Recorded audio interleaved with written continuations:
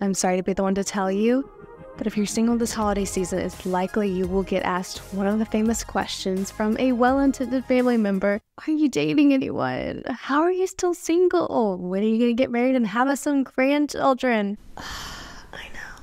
You probably have gotten tired of getting asked this question or wish that you could give a different answer. There is a way that you can respond to these questions with hope, both internally and externally. I want you to be excited about the holidays, excited to be with your family, and excited about your future and your future husband.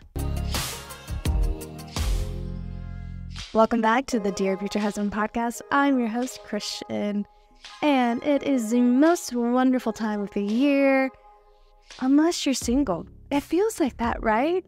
I get it, and I know there's so many reasons that there is a heightened uncomfortableness, and it feels like a spotlight on you as a quote-unquote token single individual in your family around the holiday season. And primarily, those are for reasons outside of your control and even outside of consciousness. There are just social expectations that we see around RSVPs and get-togethers and all of the events coming around the holidays that are wonderful and beautiful, but especially if singleness has been hard for you, can feel like a thorn in your side or an uncomfortableness. There's an emphasis on family in this time, which I want to say is crucial and beneficial.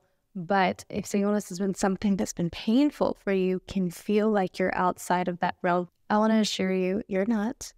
You are already, whether nothing changes in your life, part of a family, and that is something beautiful to celebrate your special role in said family. But also, if God is weaving your story, then you do have a family to celebrate. So this idea of love, family, unity is something to lean into even right now. And probably the biggest culprit of a negative view of singleness around the holidays is media portrayal in romances. You can just turn on whatever streaming service you use and see tons of romances all themed around a holiday portrayal of finding love, boy meets girl, she gets the ring, bells ring, da-da-da. Hallmark has 42 new Christmas romances coming out just this season.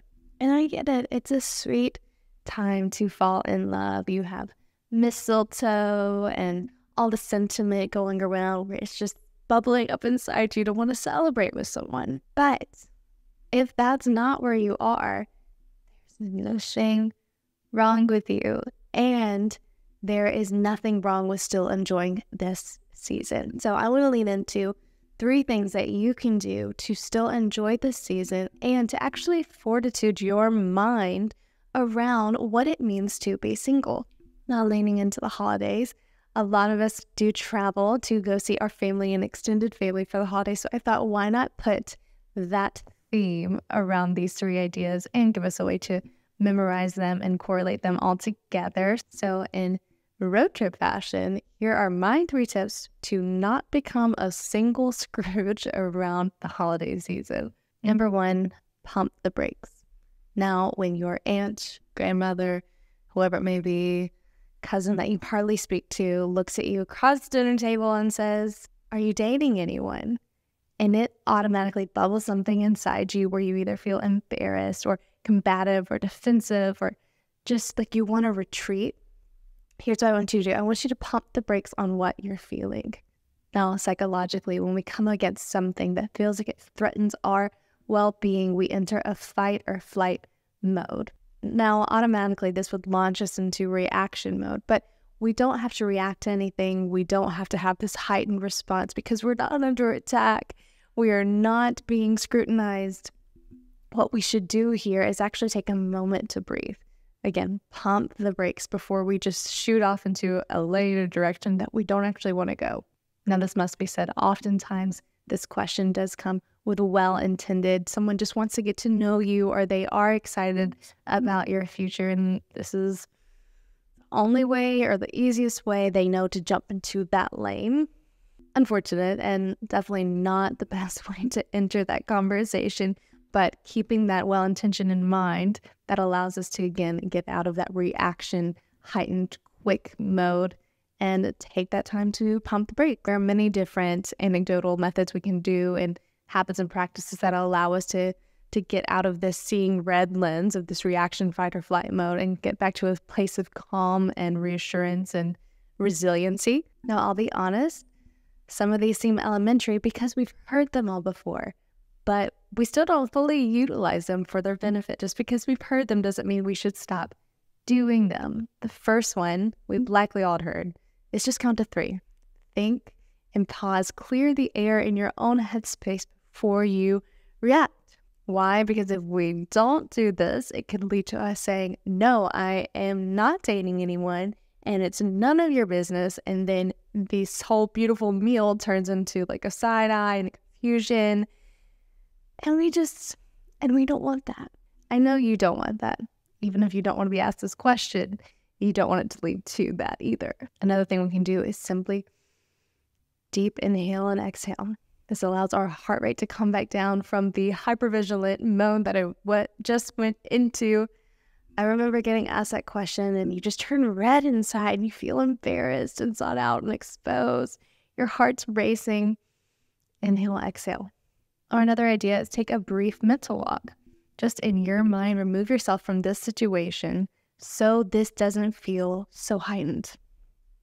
Oftentimes when we're in a scenario, we're asked a question or we're put on the spot with something we're uncomfortable about, we can react poorly simply because we feel like this is the only moment we are in. This is the only moment that leads to our worth, how we're seen, how we're viewed. But that alone right there is sometimes a shame response where we think our worth is tied up in how we are seen and how we are viewed, and we can no longer fully articulate what is actually happening in the scenario we're in because it's like a bubble effect, a dome effect where we're seeing just through this one lens. And I want to assure you, if you're in a state of negative self-perception and you're thinking everyone sees you a certain way, often is likely that people do not actually see you the way that you're imagining. When I was overtly critical about how I believed others saw me, I would react out of that defense.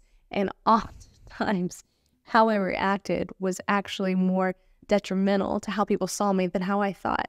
I thought, oh gosh, well, if they see me single, that they'll think something's wrong with me. If they see me as argumentative, then they'll think I'm just rude.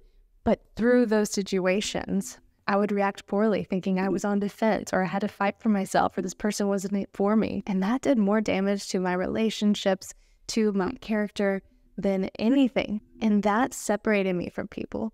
It tainted how they saw me. It tainted my relationships, all because I thought I was on the defensive. That if we can take these mental walks where we realize, hey, this is not the only thing that matters right now. This is not the only equity I have in this person's eyes.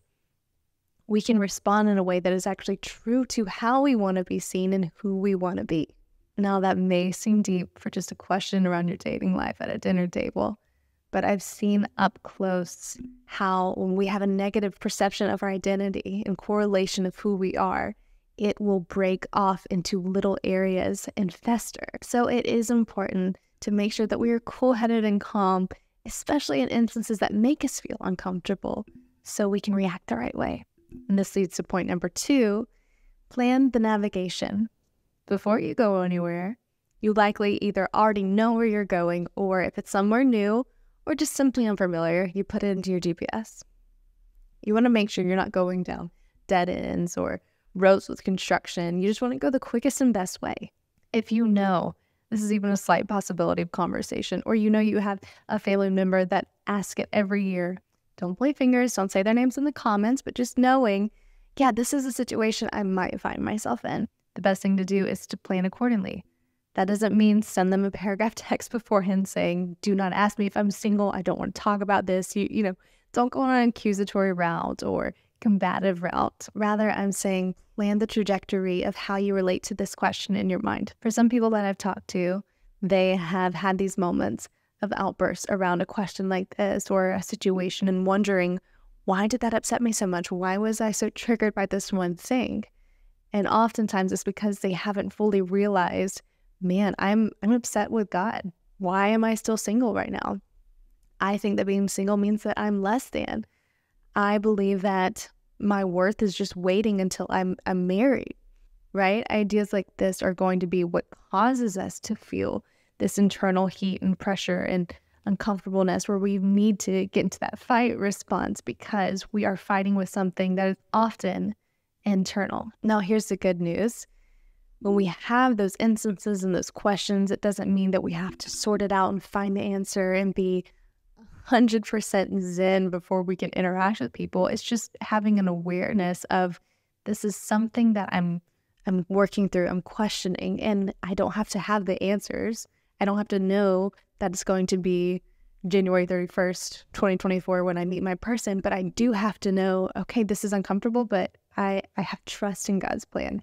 Okay, sometimes the reality that I'm single alters the dreams that I have and feels like they're on pause, but I know I'm still working towards them every day and that I'm not forgotten. Small mantras like this around fears or insecurities, even if it's not just singleness, but it's something deeper of a career path, a longing that you have. These help steady us when the waters are unsure. We're such a busy generation that we can have so much going on almost unchecked and under the surface that will bubble up if we don't spend time reflecting on it. I'm a big fan of self-reflection because I've seen in my own life how just taking time to journey through my thoughts, my feelings, my past, my present, my hopes will lead to a better outcome and a clearer path than leaving it muddied under the surface.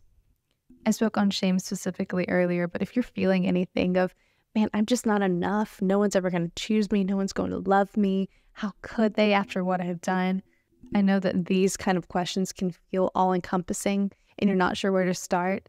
So I wrote a peer-to-peer journey to go with you through these questions. I wrote Break Up With What Broke You to help women that were in that same place that I was in of complacency or self-contempt. Get out and find your breakthrough. I'll link that for you in the show notes if it is something that you believe could be of help for you in this season. Now, the third tip on our little seasonal road trip is to have an alternate route.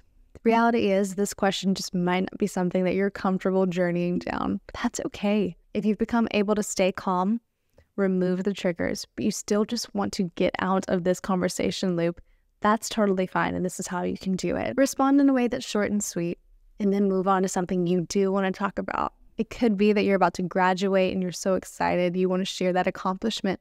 It could be that you started going to this new yoga class or your favorite art museum, or you're fine with talking about your dating, but you want to put it in a way that sheds positivity and hope. Maybe you want to tell them you found a podcast or a method that's helped you get excited about your future even while you're still single. The Dear Future Husband podcast. That simply looks like saying something along the lines of, I haven't met anyone yet, but I'm really hopeful that I will. Or, no, I haven't met a partner yet, but I have met some amazing community. I joined a Bible study, I've been hiking, and I actually started going to a museum on Fridays. It's as simple as that. And I know what some of you are thinking. Can I do that in a way that doesn't sound snarky or rude, or I actually believe what's coming out of my mouth? Yes, you can. And this is why. Your single season is vital. 1, to discovering who you are. 2, to setting up goals and foundations, plans and purposes along your path, but then also to your future marriage. This is a season where you're growing exponentially and you're learning so many valuable lessons to who you are as an individual and how you will be as a partner. And don't let family be something that strips you of that joy, because when you do get married, you'll still be coming back for holidays. It doesn't mean that you come home now as this less than single and you'll come back when you're married and you have worth. No, you are a vital part of your family. This is a time for you all to enjoy each other's company, enjoy the season, no matter what your relationship status is. I hope this gives you framework and prepares you to enjoy and thrive in this holiday season. And I want to make sure that you guys are drinking hot chocolate. You're singing some carols for me. I want to hear how this holiday season goes. And if you do come against this question and this video helps you, please let me know below. Come back and tell me how it did. Now, this is the last video of our season 1 wrap up. It's been an incredible season full of extraordinary guests and in-depth topics that I've thoroughly enjoyed getting to journey with you guys through. Be sure you're subscribed so you can join us back for season 2, kicking off in 2024. Stay tuned and even send this to a friend who you think also could benefit from hearing it. Bye, guys.